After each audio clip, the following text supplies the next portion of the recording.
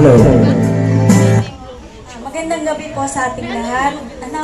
Binabati kita ng ika-18 kaarawan. Salamat sa Panginoon dahil inabot mo yung ganyan. Medyo naiyak ako. Wish ko lang na sa biyaya ng Diyos, matupad mo yung mga pangarap mo. Unang-una, mahalin mo yung tatay mo, mga kapatid mo.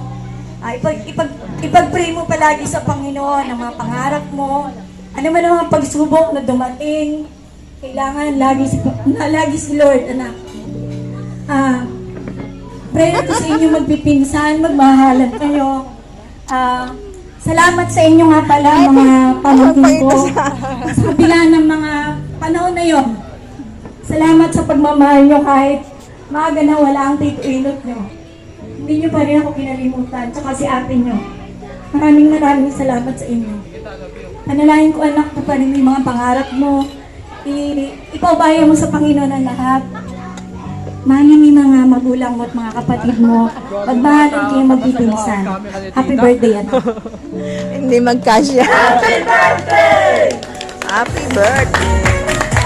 Happy birthday! Salamat sa inyo. Ang dami regalo ni Bimboy, oh.